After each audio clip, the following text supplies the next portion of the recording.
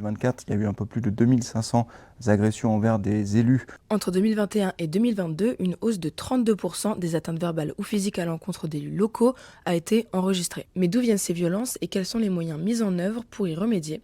On a posé la question à Flavien Neuvy, président de l'Association des maires de France dans le Puy-de-Dôme. Qu'est-ce que vous, en tant que représentant de 463 maires, vous ressentez quand vous voyez ce genre d'actualité? C'est forcément un choc parce que c'est un collègue maire qui est victime d'une agression parce qu'il est maire, parce qu'il exerce ses fonctions d'élu. On est au contact de la population en permanence. Il peut y avoir de la violence verbale, bien sûr, des menaces, des intimidations et malheureusement parfois de la violence physique. Moi, j'ai été élu pour la première fois en 2014. Je vois bien qu'aujourd'hui, la situation est plus tendue d'une façon générale. Donc, qu'est-ce qu'on a mis en place à l'échelle du 63 comme à l'échelle de la France pour diminuer ces violences ou au moins accompagner les maires? On essaye de mieux recenser l'ensemble des agressions, des menaces, des intimidations dont sont victimes les maires. C'est-à-dire qu'il y a un outil statistique national qui a été mis en place. Donc il faut déjà quantifier le problème. Lorsque les maires sont victimes d'agressions, il faut être à leur côté. C'est ce que nous faisons, nous, à l'AMF du Puy-de-Dôme, c'est-à-dire que nous nous portons partie civile. Le deuxième élément, c'est les formations qui ont été mises en place, notamment par la gendarmerie, justement pour adopter les bonnes attitudes en cas de tension,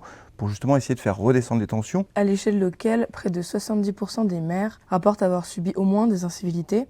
Qu'est-ce qui fait que les gens s'en prennent aux maires beaucoup plus que dans le passé? Les maires donc sont en première ligne. Je vais prendre un exemple tout simple pour me faire comprendre. Quand on parle d'urbanisme, le rôle d'un maire avec ses pouvoirs de police, c'est justement de rappeler aux personnes de se mettre en conformité avec les règles d'urbanisme. Et ça, il y a certaines personnes qui ne l'acceptent pas. Vous pouvez avoir en face quelqu'un qui dit « mais moi, c'est pas mon problème, j'en ai rien à faire » et ça peut très vite dégénérer. Il y a vraiment 1001 sujets sur lesquels nous, on peut être mis en cause par la population. Est-ce que vous direz que ça peut être aussi lié à la polarisation en fait, des politiques? Je pense qu'on a un sujet de préoccupation majeure dans notre pays, c'est le débat public, le débat politique, qui s'est beaucoup hystérisé ces dernières années. Les gens ne s'écoutent plus, n'écoutent plus les arguments, ne veulent plus croire des choses qui sont pourtant des vérités. Le travail journalistique est en permanence mis en cause. Et évidemment, dans une démocratie qui doit être une démocratie apaisée, ne pas être d'accord avec quelqu'un sur tel ou tel sujet, c'est normal, c'est le débat démocratique.